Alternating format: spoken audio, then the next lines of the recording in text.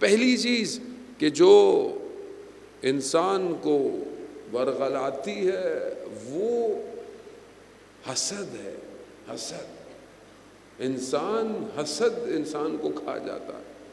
حسد کیا ہے کہ انسان سامنے والے کے اندر کچھ کمال کو دیکھے، کچھ اچھائیوں کو دیکھے، اور پھر نہ کہ اس پہ رشک کرے بلکہ اس سے حسد کرنے لگ جائے، جلنے لگ جائے، اور یہ سوچے. یہ بری بات نہیں ہے سوچنا کہ مطلب کسی کے پاس کوئی چیز ہے تو آپ بولیں میرے پاس بھی ہو، یہ بری بات نہیں ہے، بلکہ یہ کہ اس کے پاس کیوں ہے. حسد اسے کہتے ہیں. سب سے پہلا تکبر اور حسد جو ہے وہ ابلیس نے کیا.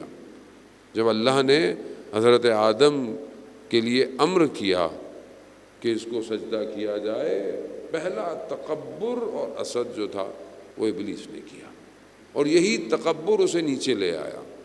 اور پھر اس نے وہی کیا کہ قابیل کو بھی یہی ورغلایا، اور قابیل نے جناب حابیل کا قتل اس لیے کیا کہ اللہ نے حابیل کی قربانی کو قبول کر لیا تھا. مقابلہ کہاں ہے؟ مقابلہ ولایت اور ولایت کے مقابلے میں ہے. اللہ نے ولایت کو جناب حابیل کی طرف دیا، لیکن دشمن جو اساسی دشمن ہے اس کو سمجھنے کی ضرورت ہے.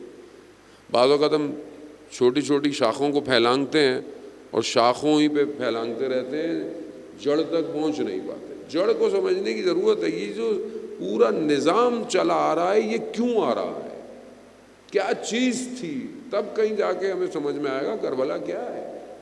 کربلا کسی فرقے سے تعلق نہیں ہے، اس کا کربلا کسی ایک جگہ کا تعلق نہیں ہے کہ 61 ہجری میں ہوئی تھی. کربلا انسانیت اور بشریت کی بقا ہے، اور اس بقا تک پہنچنے کے لیے اس موومنٹ کو سمجھنا پڑے گا. انبیاء اسی موومنٹ کو لے کر یہاں تک پہنچے. جب حضرت حابیل کی قربانی کو اللہ نے قبول کر لیا، قابیل کو نہیں لگا اب کیا کرے، تو ابلیس نے کہا مار دو. مار دیا گیا. پہلا قتل روئے. سلسلہ بڑھتا گیا انبیاؤں کے ساتھ. عزیزان محترم،